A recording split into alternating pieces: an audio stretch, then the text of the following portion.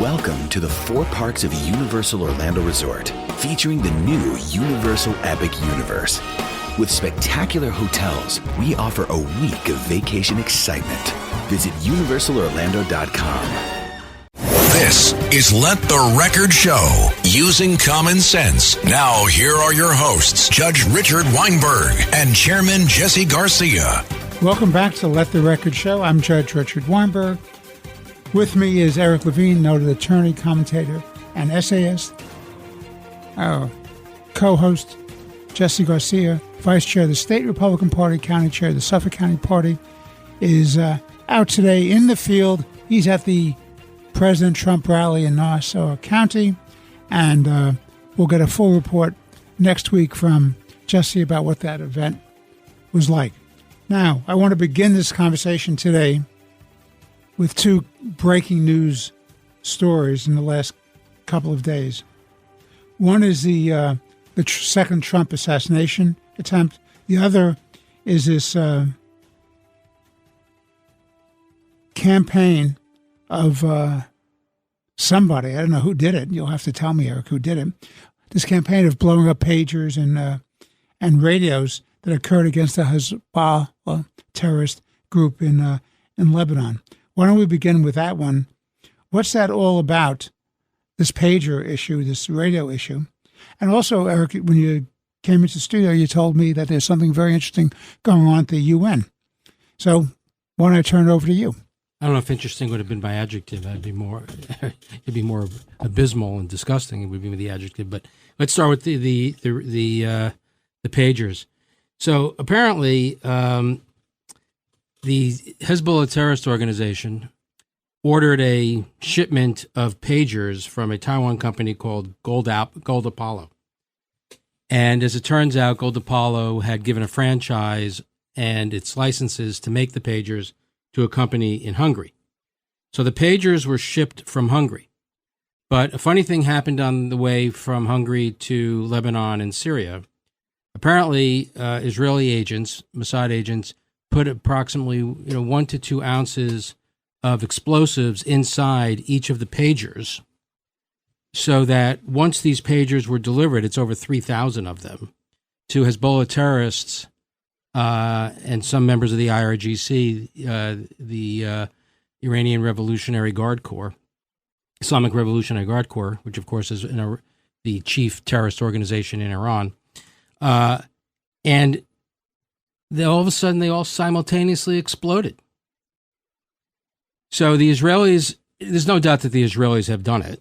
But they, of course, have taken no credit for this. Yeah, they don't admit they or deny, but it's pretty clear that the Israelis have done it. But I mean, if you really think about it, just visualize this. Anyone who's ever seen a James Bond movie, you show up at the theater and it starts with some really bizarre, incredible feat that you can't imagine could ever happen. That's what this is. You hear these 3,000 pagers exploding, and then all of a sudden, cut to the James Bond music. But approximately, so there were 20 dead, over 3,000 injured, and 95 of them the terrorists were sufficiently injured that they had to be flown to Tehran for extra medical care. The Iranian ambassador to Lebanon had his eye blown out and his other eye badly damaged. And I say, go Israel. I think this is just fabulous. Don't you remember who Hezbollah and the Iranians are? I mean, who these people were supposedly maimed. I mean, there's been a couple of really funny memes. You have a lot of these pagers were in these guys' pockets. So do the visual, exploding pockets. So what was behind this? Why was this done? There's no doubt that a war between Iran and Hezbollah is on the horizon. Hezbollah between Iran and Hezbollah, I'm sorry, Iran and Hezbollah on the one side and Israel on the other side. Okay. Between Israel and Hezbollah on the war is coming. So we should all remember UN Resolution 1701, which was passed after the last Lebanese war, required Hezbollah to completely demilitarize and withdraw north of the Litani River. And the United Nations, UNIFIL, United Nations International Force in Lebanon, was deployed in southern Lebanon to prevent Hezbollah from occupying the South and militarizing it. Needless to say, of course, that was a colossal failure, and Hezbollah governs, rules, occupies, controls all of southern Lebanon, has a sufficient number of seats in the Lebanese government. They actually kind of now govern and rule Lebanon, and they have not withdrawn in compliance with the UN resolution. So while the Israelis are fighting Hamas in Gaza in the south, Hezbollah is lobbing missiles and rockets from the north into Israel's northern territory. And people had to evacuate. Yes, something exactly. like what, 60 or 80,000? 60 to 80,000 Israelis have been displaced. That's approximately 3.5 to 4 million Americans. Just think of what would happen if Canada were lobbing rockets into the United States and 4 million Americans had to leave North Dakota, Montana, and Wisconsin. Or the Mexicans were lobbing missiles into Texas and New Mexico, and we had to move 4 million people out of there. I don't think we would take too kindly to that.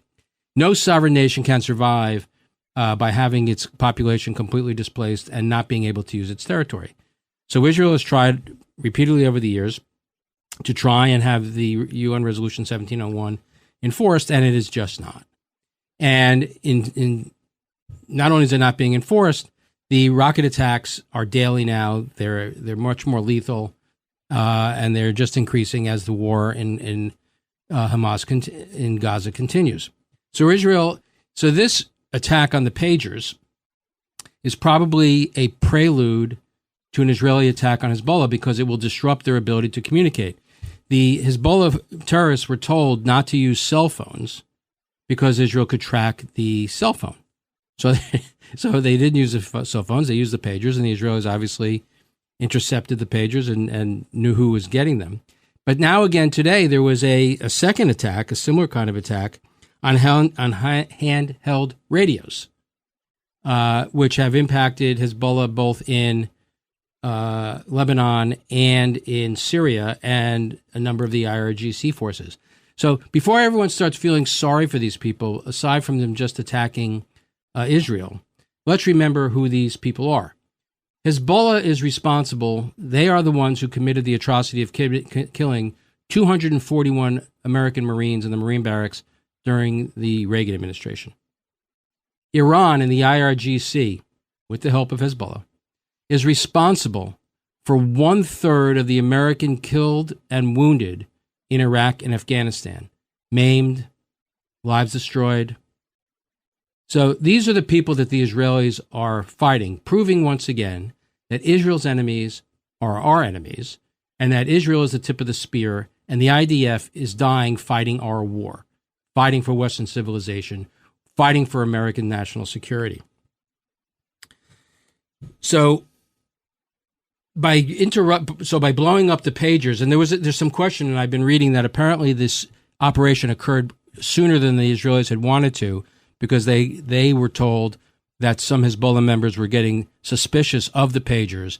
So it was a use it or lose it moment. They either had to implement the operation right then and there, or they would have been just found out and they would have lost the opportunity. Wasn't there also a story that they also uncovered a plot to kill a former senior military security official in Israel? There's a plot to murder him. Yes, but I think that this was put in place months ago before that was released. But that might have led to the timing as well. They might. My understanding is that the timing of it was tied to the fact that the Hezbollah was getting wise to the operation, and then of course, as I said, you had the radios exploding.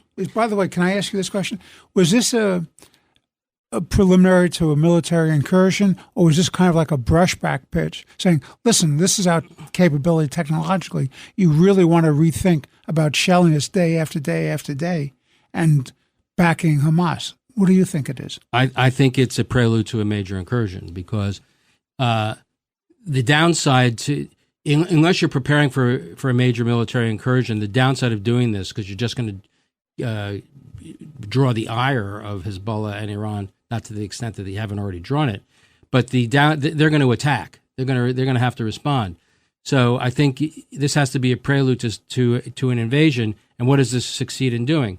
If they can't use their cell phones because you can track them, and they can't use pagers to communicate, and they can't use handheld radios to communicate, and if they're fearful of turning on their televisions or getting on their motorcycles or turning on a car or turning on the air conditioning in their homes, it makes it very difficult for you to run a military operation.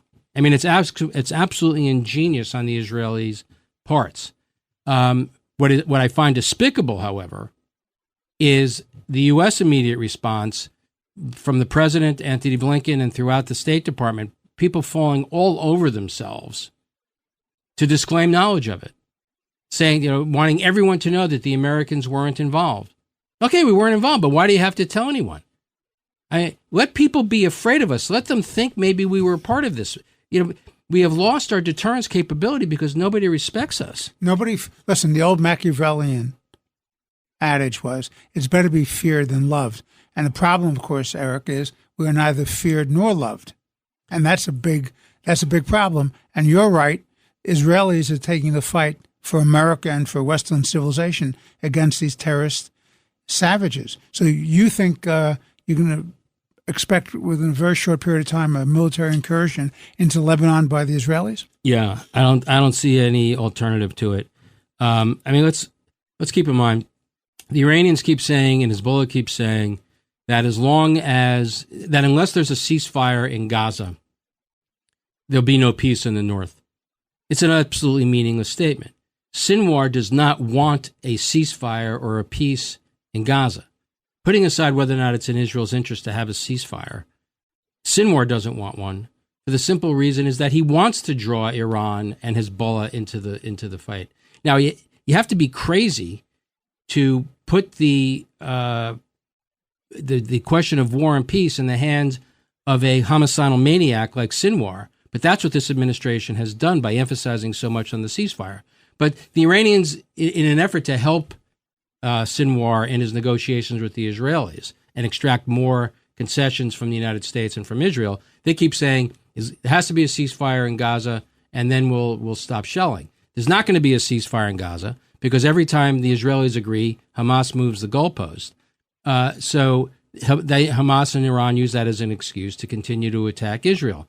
Israel cannot sustain this war of attrition. It just cannot go on. So they're going to have the time has come.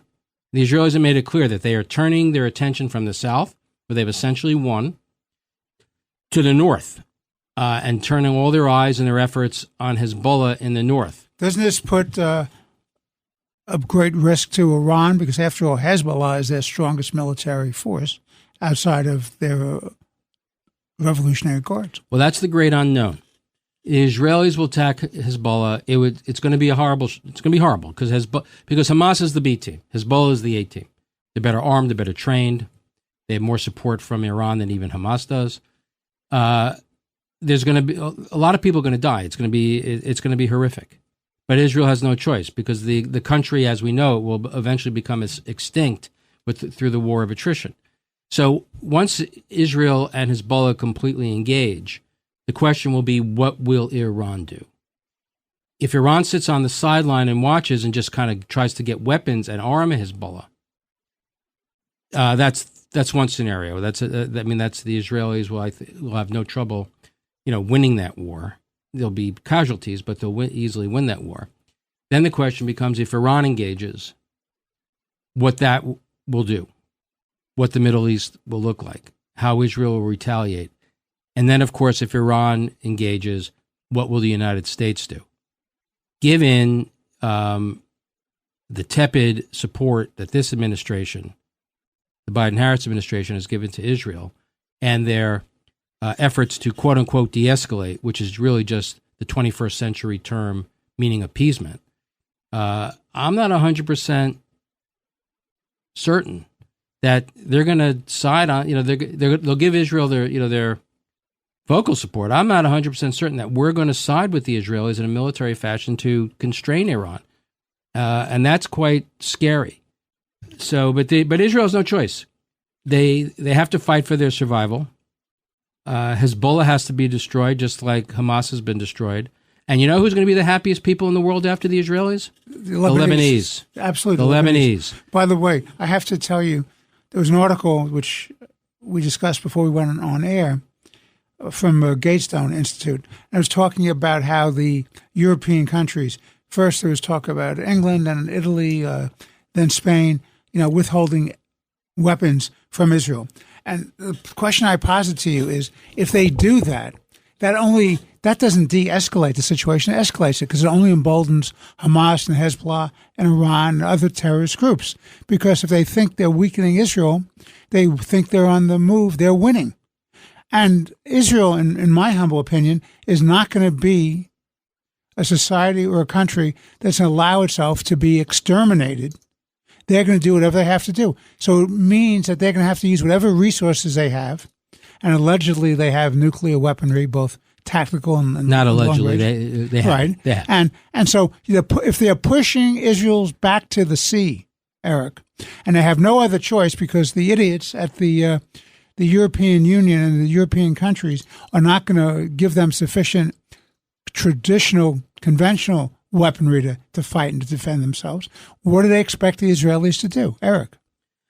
Yeah, the question is, will Israel have sufficient military hardware to defend themselves if there's this embargo from these countries? Hopefully, the United States would fill that void and moot the issue.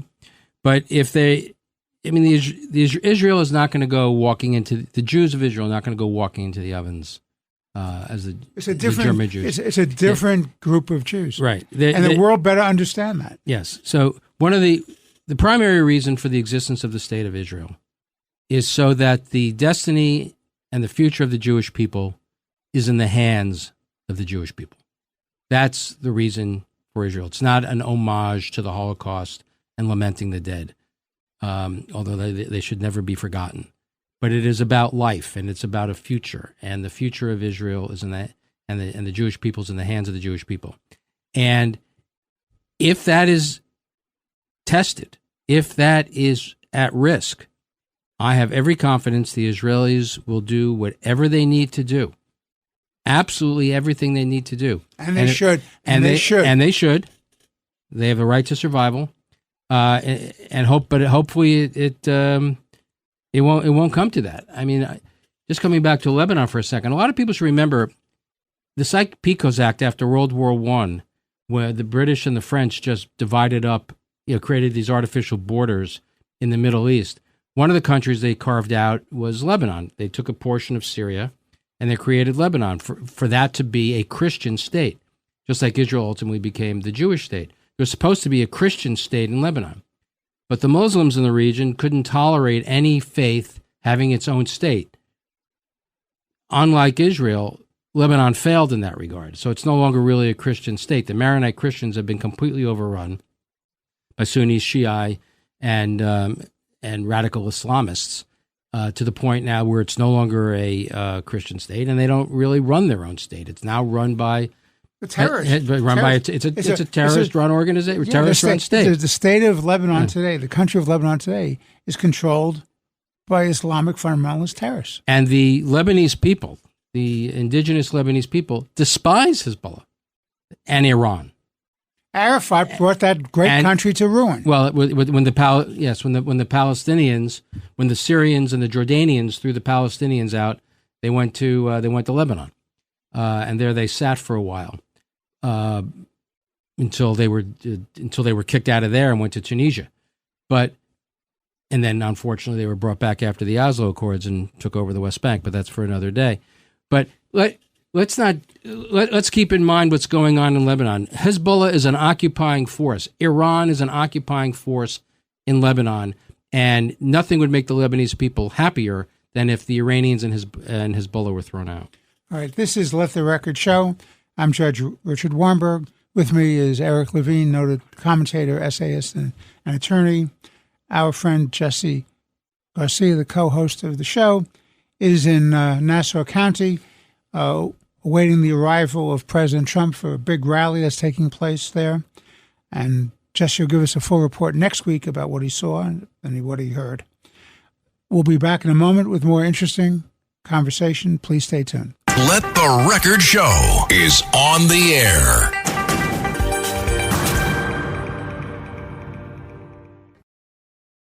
In golf, precision is everything, on and off the course. PGA of America chose advanced 5G solutions from T-Mobile for Business for smooth operations and seamless transactions. Together, we enhance ticketing and concessions for better fan experiences from gate to green. This is pro-level efficiency.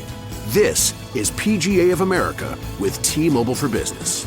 Take your business further at T-Mobile.com/now. Shopping is hard, right? But I found a better way. Stitch Fix online personal styling makes it easy. I just give my stylist my size, style, and budget preferences. I order boxes when I want and how I want. No subscription required. And he sends just for me pieces, plus outfit recommendations and styling tips. I keep what works and send back the rest. It's so easy. Make style easy. Get started today at StitchFix.com/Spotify. That's StitchFix.com/Spotify. Morning decisions. A creamy mocha frappuccino drink? A sweet vanilla? Maybe a smooth caramel or that white chocolate mocha. Whichever you choose, delicious coffee awaits. Start your day with bottled Starbucks Frappuccino drinks. Pick up a bottle near you wherever you buy your groceries. Parents of twins, if you're familiar with far-off drop-offs... Dad, stop, right here. Or get DMs about what's for dinner, you may be experiencing tween milestones. For your son or daughter, these can start at age 9. HPV vaccination, a type of cancer prevention against certain HPV-related cancers, can start then too. For most, HPV clears on its own. But for those who don't clear the virus, it can cause certain cancers later in life. Embrace this phase. Help protect them in the next. Ask their doctor today about HPV vaccination. Brought to you by Merck. This is Let the Record Show. Now, here are your hosts, Judge Richard Weinberg and Suffolk County Republican Committee Chairman Jesse Garcia. Welcome back to Let the Record Show with Eric Levine, noted attorney, commentator, and essayist. I'm Judge Richard Weinberg. And joining us now is my good friend and colleague at WABC, Curtis Sliwa, the founder and genius behind the Guardian Angels, and the number one broadcaster here at WABC AM. So, Curtis, the first thing we were talking about is the efforts to try to check Hezbollah and get ready for perhaps another war. That is, the Hezbollah war that Israel is going to have to wage because they've lost something like 60,000, 80,000 people out of their own territory, and every day they're being besieged by rockets and death and destruction in their own territory, and no sovereign nation can survive that. But an interesting development came up that Eric brought to my attention when he came into the studio, Curtis, and that is a UN resolution that was just passed. So, Eric, why don't you tell that to our audience and get Curtis's thoughts about that? So, the UN today passed a resolution demanding that Israel, it strips Israel of the right to self-defense in the West Bank, Gaza, and East Jerusalem, and demands that Israel withdraw from Judea and Samaria, East Jerusalem, and Gaza within the year, and failing that all countries should embargo weapons to sales to Israel. The resolution does not mention Hamas. It does not mention the hostages. Nor does it mention Jewish presence in those territories going back millennia. I mean, a lot of people there are a few things that people should remember. From 1917 to 1948, and 1948 is when Israel was created, the British occupied, or the British were sovereigns over Palestine.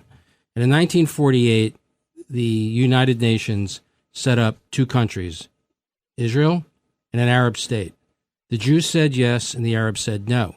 And the Arabs declared war. 5 Arab states invaded and tried to destroy Israel.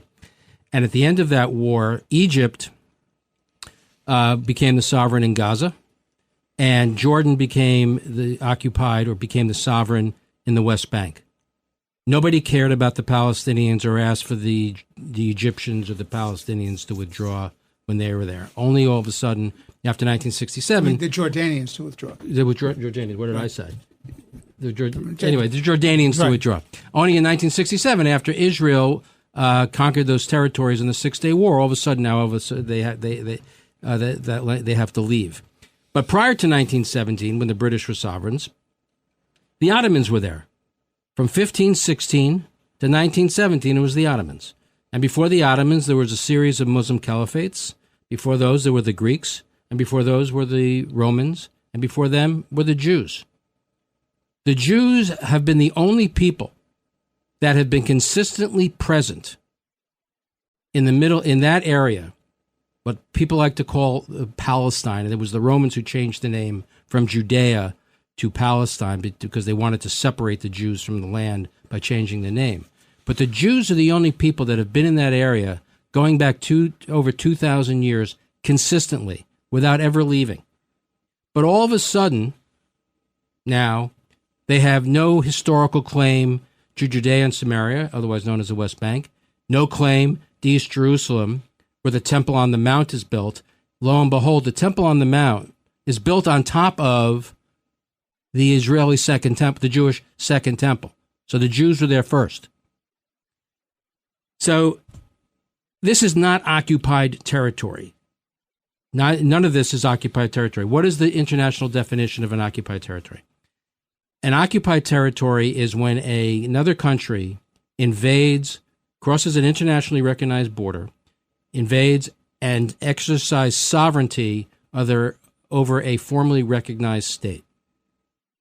There's never been a Palestine. When Israel started exercising sovereignty over the West Bank and Gaza, there was no state there, and there was no internationally recognized border. You had the illegal presence of Jordan and the illegal presence of Egypt. So there was no, it's disputed, but it's not occupied. But in an Orwellian fashion, simply because it's the Jews, the international community, and the UN in particular, is redefining what the term occupies means. And then they take this, and then they start passing these absurd resolutions that have no basis in reality, no basis in history, and no basis in morality. Look, the Israelis, in 1948, the Israelis said yes to two states. The Jews said yes, the Arabs said no. In 2000, there was a negotiation. Bill Clinton negotiated a two-state solution. Arafat said no. The Jews said yes. Arafat famously said to the Clinton as he was leaving, "Mr. President, you're a huge success."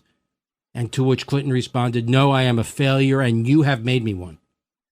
And in 2005, Ariel Sharon unilaterally told the Israelis they have to leave Gaza. There have been no Jews in Gaza since 2005. He actually sent in the IDF to physically remove settlers so that there'd be no Jews there whatsoever. So this notion of an occupation in Gaza before the October 7th war is, of course, like many things, pure fiction. They're pure fiction. This is just the pro-Hamas, anti-Semitic, world speaking. So there were no Jews there, but essentially it was its own state. And what did Hamas do it? And what did the Palestinians do at that state? They elected Hamas. Hamas then murdered the Palestinian Authority competitors, and they turned it into a terror hellhole. And then in 2008, George Bush negotiated an even better deal for Mahmoud Abbas, Yasser Arafat's successor. And Abbas said, the Jews said yes, and Abbas said no. And why did he say no? He said no because he did not want to give up the struggle. He would not agree to have a Palestinian state as long as he had to say, I can no longer fight Israel. And he also additionally wanted what the Palestinians refer to as the right of return. That in their minds, Palestinians can go back and live in Tel Aviv, go back and live in Yamit, and go back and live in West Jerusalem. Just basically take over the entire country. So every time, this notion of the two-state solution that Kamala Harris and Joe Biden and the progressive wing of the party are so wedded to, it's a fantasy. Nobody wants a two-state solution except for progressive Democrats. Hamas doesn't want one. They want one state. They want Israel destroyed. Palestinian Authority doesn't want two. They only want one state. They want Israel destroyed. Iran doesn't want two states. They only want one state. They want Israel destroyed. The Saudis and the Jordanians and the Egyptians, they don't want two states because they know that if it's a Palestinian state, it's going to become a terrorist state. It's either going to become a failed state and just be a terrorist state, and their countries will be at risk, or it'll be an Iranian-dominated state, again, threatening their sovereignty. So the Israelis used to be in favor of a two-state solution, no longer since October 7th. So it's not going to happen. Wow. Curtis, that's a lot to unpack. So where do you begin from your perspective? Well, I've been to the West Bank, to Koya. I've been to Far Etzion. I've been to Ario, where I think I knew more about the Jewish religion than the Russians who had come there.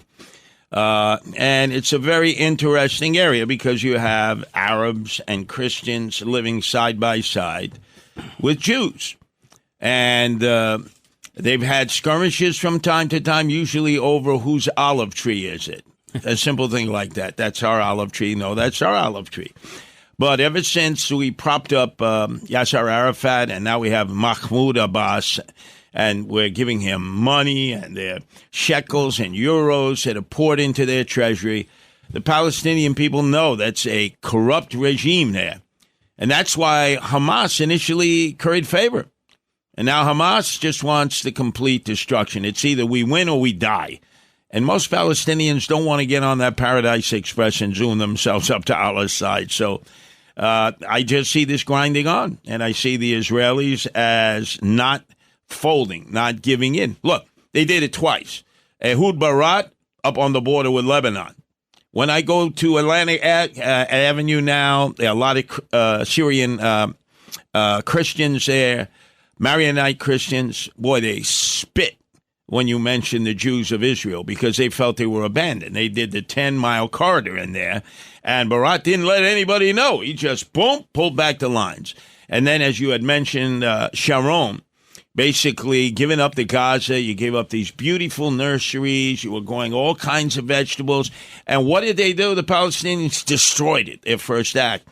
So it seems to me you've given up enough land. We would never give up an inch of our land to Mexico, which could claim, hey, you stole it from us. You took it from us. If the Mexicans were to suggest, and they do through La Raza, that we give back, New Mexico, we give back Arizona, Texas, California, they would say, you know what, you get ugats, you get bupkis.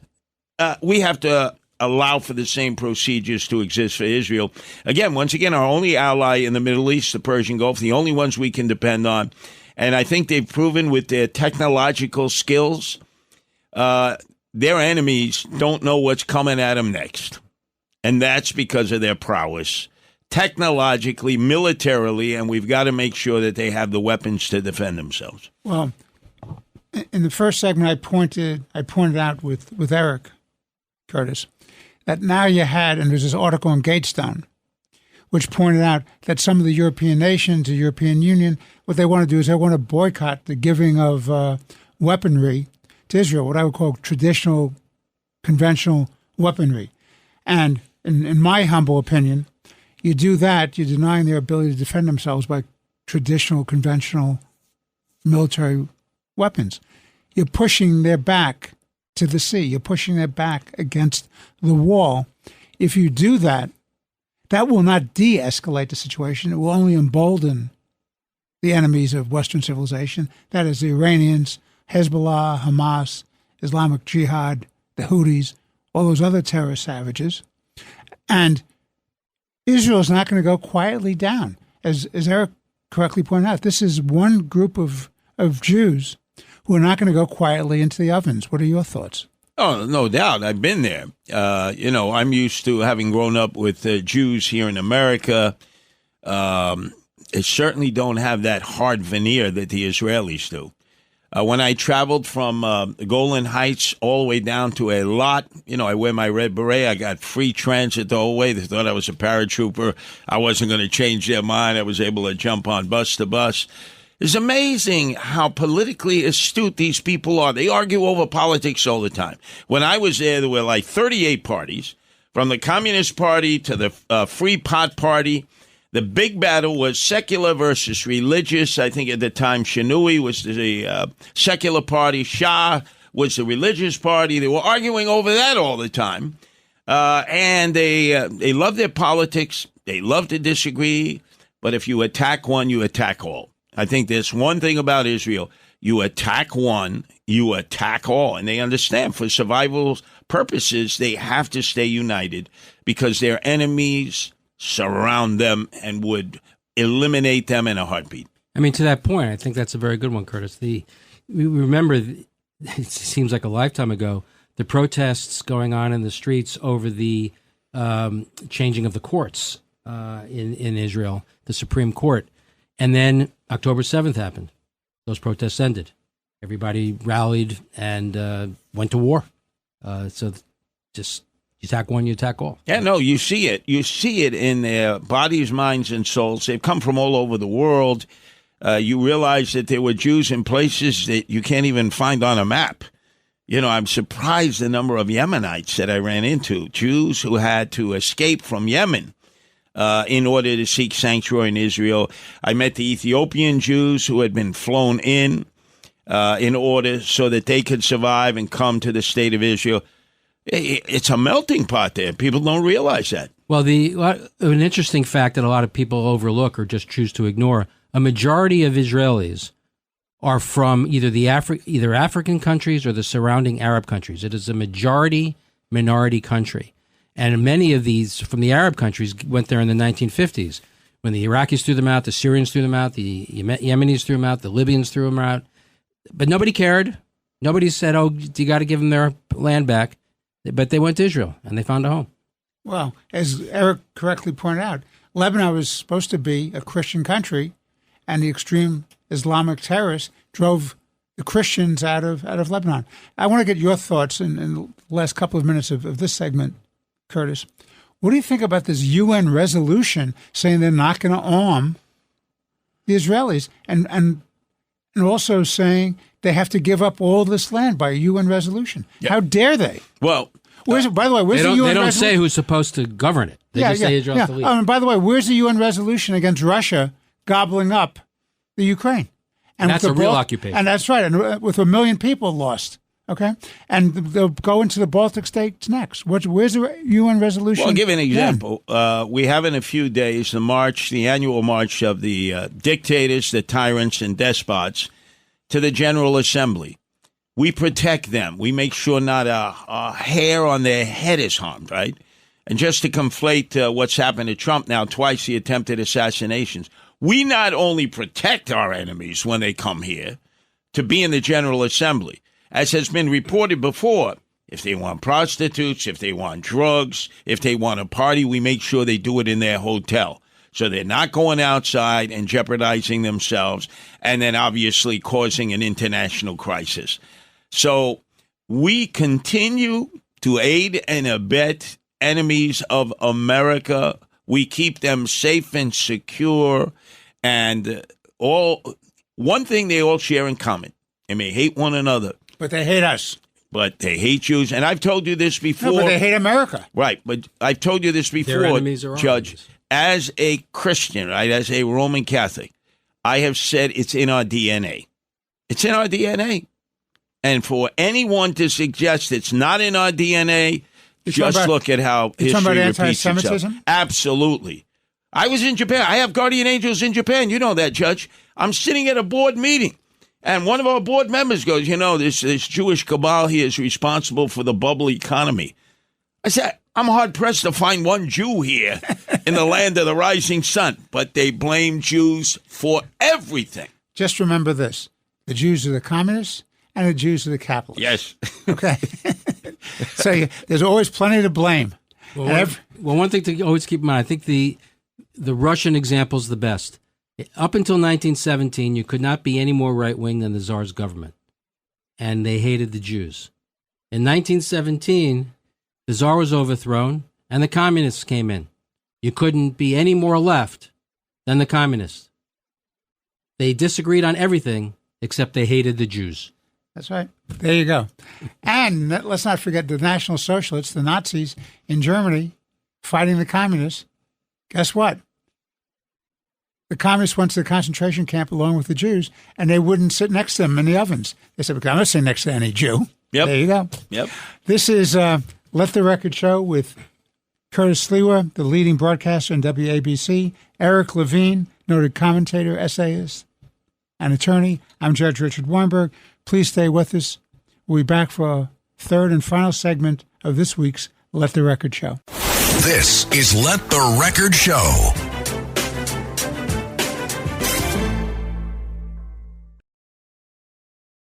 This episode is brought to you by LifeLock. Not everyone is careful with your personal information, which might explain why there's a victim of identity theft every 5 seconds in the U.S. Fortunately, there's LifeLock. LifeLock monitors hundreds of millions of data points a second for threats to your identity. If your identity is stolen, a U.S.-based restoration specialist will fix it, guaranteed, or your money back. Save up to 40% your first year by visiting LifeLock.com/podcast. Terms apply.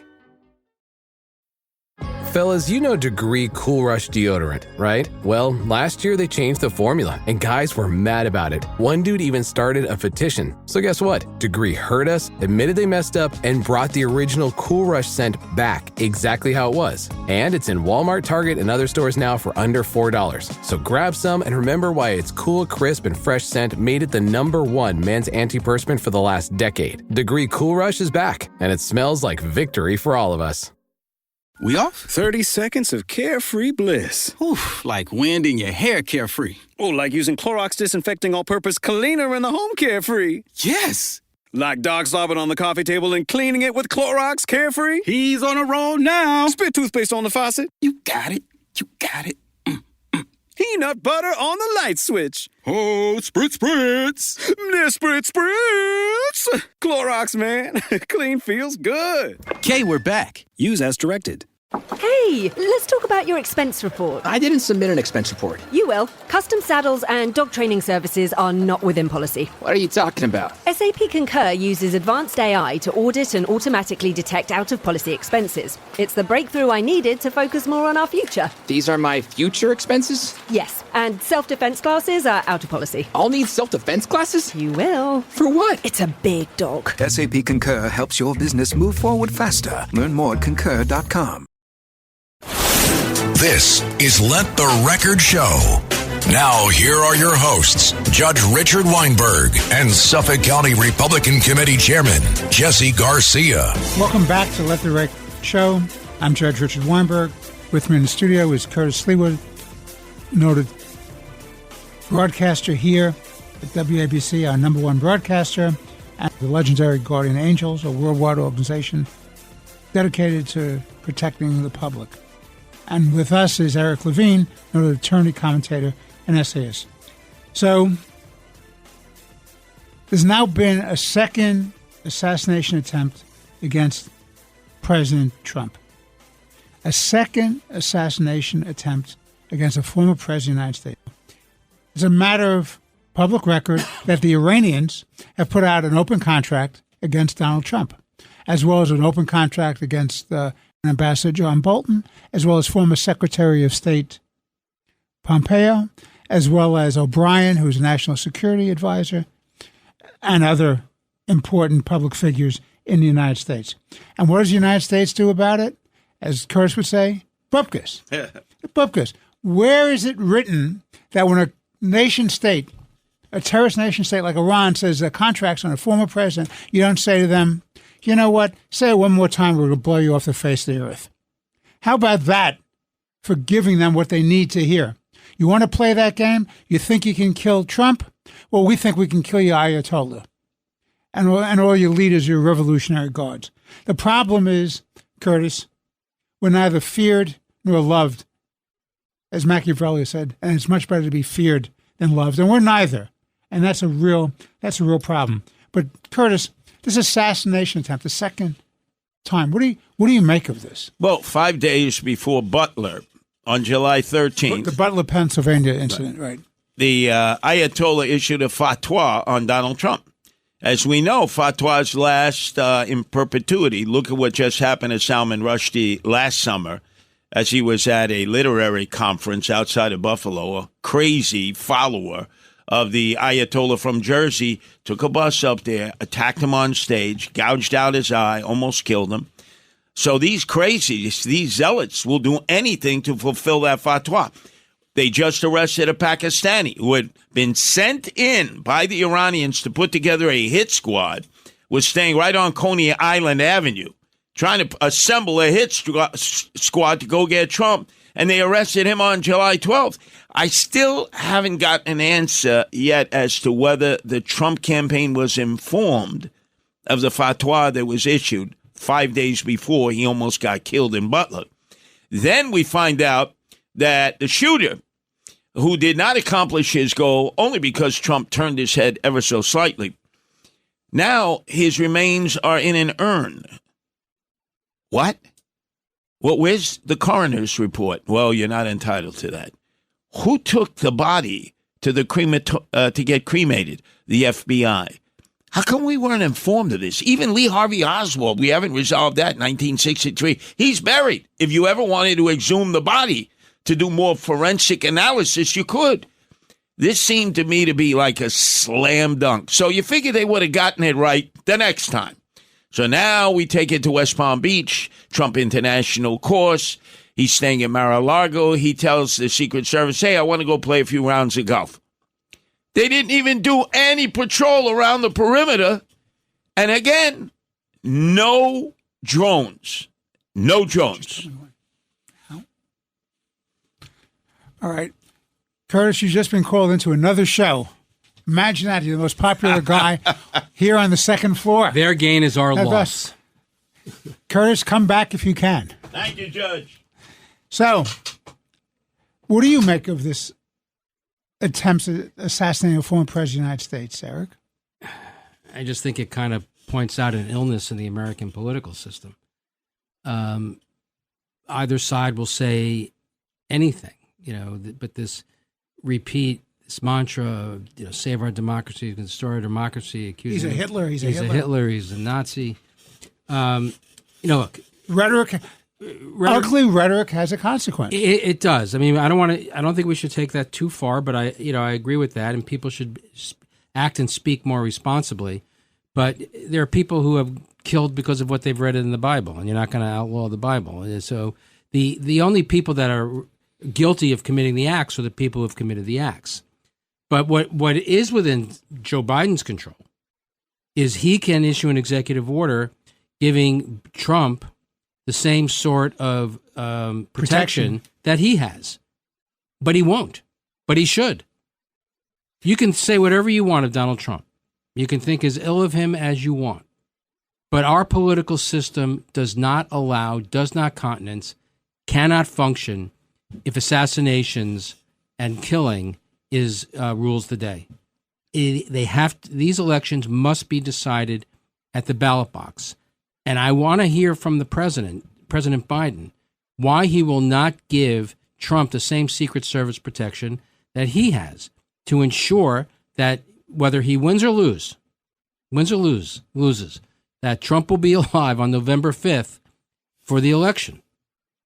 Going back to the Butler incident for a second, the first assassination attempt, we still don't know what was on this guy's computers. We have not been told whether or not he's radicalized in any way or who he was communicating with or what his manifesto was. Why not? I don't understand why we haven't been told this. The second guy is just a Looney Tune, although he says he was doing it. He wanted to kill Trump to save our democracy. But a lot of this, of course, is mental illness. But again, I think while always focusing on the fact that the person who perpetrates the crime is the person who should be blamed, I think it would do all Americans a huge service if our elected officials would speak more responsibly and in more measured tones and not make some of this crap up. Well, it's very troubling, and God forbid.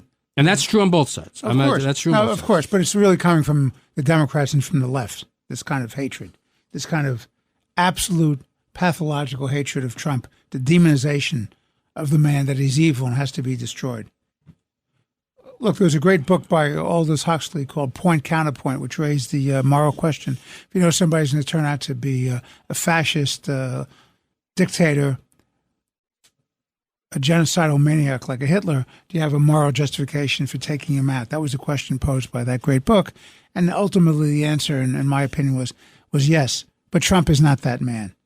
Yes, that you don't like him, fine. But you measure how he conducted himself as president, what he accomplished.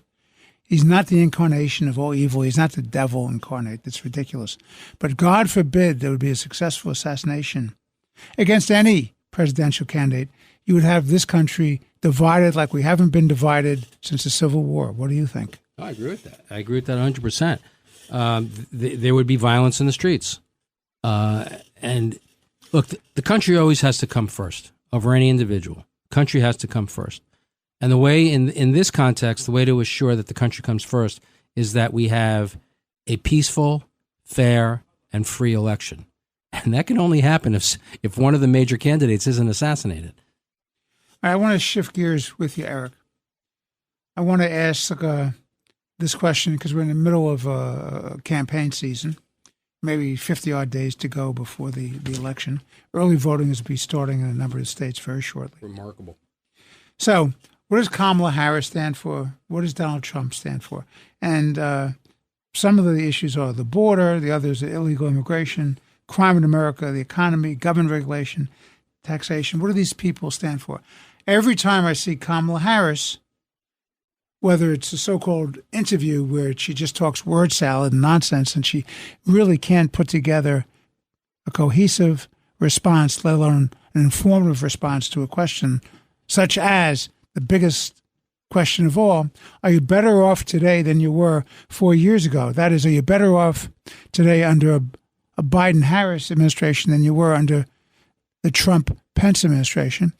She should have an answer for that, whatever the answer is. She wants to justify the policies that she was part of, whether she was a tie-breaking vote for a lot of these inflationary Green New Deal obsession bills. Yeah, you could talk to her about that, but give an answer. What do you stand for, Kamala? I say that Kamala Harris is a cipher. She's an empty suit, I've called her an empty pantsuit. She stands for whatever is politically opportune at the moment. She follows the order of whatever cabal is behind the scenes, whether it's Obama and Obama's people like Valerie Jarrett or Susan Rice, whether it's Bernie Sanders, whether it's Elizabeth Warren. Clearly, this man was not his own man. So, Kamala, you say you're a voice of change, hopey and changey, just like Obama gave us. He gave us a worse country after he left and a better country. But you're for hope and change. You're the vision of the future. Well, first thing you're doing is what are you going to do that's different than what Biden did? How are you repudiating all the bad acts of Joe Biden? What do you stand for, Eric? Well, trying to get a substantive answer from Kamala Harris on any particular issue is kind of like trying to nail Jell-O to the wall. It just doesn't happen. She has a few pat, memorized answers, no matter what the question is. Were you better off today? Are we better off today than we were 4 years ago? And her answer is, well, I was born into a middle-class family. What's your favorite baseball team? Well, I was born into a middle-class family. What do you think of the border? Well, I was born into a middle-class family. So they're trying. Actually, it was an upper middle class family. But go ahead. Right. No, I understand, but I'm just talking about what her response is. You know, this idea of being an agent of change, it's so bizarre. Democrats have controlled the White House 12 of the last 16 years. She is the current sitting vice president. The best 3 minutes or 2.5 minutes of the debate was for Donald Trump was at the very end when he finally stopped talking about dead cats, rally sizes, and January 6th, and pointed out, you know, Kamala, you've been talking about all these great things you're going to do. Where have you been for the last 3.5 years? And what's your plan for the future? I was born into a middle class family. She'll just slap on a smile and say, "I have a plan. I have a plan. Whatever it is, I have a plan." It doesn't tell you what it is, but to the extent she tells us what it is, for instance, on the economy, she's going to institute Soviet-style price controls. And then when the Washington Post, a very left-leaning news outlet, pointed out that that's a really dumb idea, then she took it back. What's her next solution? We have a housing crisis. I'm going to give first-time home buyers $25,000. What could be more inflationary than that? Homes will go up by $25,000, and while you infuse all that extra money into the economy, and you'll have interest rates will go up to fight inflation, and the cycle will just keep repeating. Rent controls. That was another one of her brilliant ideas. National rent controls. It's worked so well in New York City. We should just have it run across the country. And what about the takeover by the federal government of zoning? Yeah. So local communities can't control their own land use. The idea is to destroy the suburbs. That's really behind that. But that's why the first debate was such a missed opportunity for Donald Trump. He wasted so much damn time on talking about Haitians eating cats. He was goaded into talking about his rallies. He spent a ridiculous amount of time trying to justify January 6th. Yeah, and then he gives answers like he's going to end the war in Ukraine in 24 hours, even before he becomes the sitting president once he wins the election. That kind of stuff doesn't make any sense. I mean, just if he could just focus on his record. It was a good record. It was a terrific record. If he focuses on that record when he was president and compares it to the record of the Biden-Harris administration, he wins. He wins, but he can't seem to talk. He seems to talk about everything but that. Well, to summarize, it seems to me, in fairness, Trump on the border, he's for legal immigration, not illegal immigration. Right, but it's not up to you to make these arguments. It's up to him to make these arguments. And crime in America, he wants to fight back and make the cities and our country safe. The economy, he's against overtaxation, overregulation. He's for energy independence. He makes sense as far as I'm concerned. With respect to Kamala Harris, what does she stand for? God knows. The border, she was a czarina of the border. She was supposed to keep us safe. She was supposed to make sure that people didn't come in illegally. They've come in, 10, 12, 15 million people illegally. A lot of them are runaways. We have no idea whether they're cartel members, gang members, terrorists, innocent people just looking for a better life. Totally ignoring, like the Biden administration, totally ignoring that there's a legal system in place that has to be abided by and which Biden violated. Crime, she was giving out bail money to the savages, the terrorists, the BLM people, the Antifa people who were rioting, destroying our cities in 2020, and she was proud of it. The economy, all she wants to do is raise taxes. Listen, the only way to make an economy work is it's low taxes, low regulation, it's development, it's process, it's growth. You cannot tax your way. It's equal opportunity for all. That's right. You cannot tax your way to a successful country. You only disincentivize the entrepreneurs, the people who produce products, services, provide jobs, services, and revenues for the government. So what does she stand for? God knows what she stands for. But a vote for Harris is a hope for joy. Now, that gives me the same comfort, Eric, as when Barack Obama was for hope and change. It was an absolute fatuous, nonsensical comment. People bought it, and we had to pay the price. Your thoughts, finally, in this last minute? Yeah, look, I think she'd be a disaster as a president. I can't really think of a policy that she supports that I agree with, to the extent I can, discern what it is she stands for. Well, she stands for whatever is opportune at the moment, and she's a vacillator. She changes position because of political expediency. And let us not forget the most important message that's come out in this campaign, which is that socialist Bernie Sanders has said, don't worry about it, my constituents, my radical left constituents. Forget what she's saying to get herself elected. You know what she'll do when she's president. Right. To that point, I think it's the distinction in my mind between Joe Biden and Kamala Harris is that Joe Biden is certainly more to the center than she is, but he governed from the left because he saw the ascendancy of the progressive left and he wanted to appease it. But he wasn't of the left. She is of the left. She buys all this stuff. She believes all this stuff. She's a California progressive. Yep. Case closed. So this has been Left the Record Show with Eric Levine, noted attorney, commentator, and essayist. We were joined for some portions of the show by Curtis Sliwa, noted founder of the Guardian Angels and #1 broadcaster here at WABC. I'm Judge Richard Weinberg. Thank you for listening. God bless you and your families, and God bless America. We look forward to being with you again next week on Let the Record Show. Thank you. This is Let the Record Show.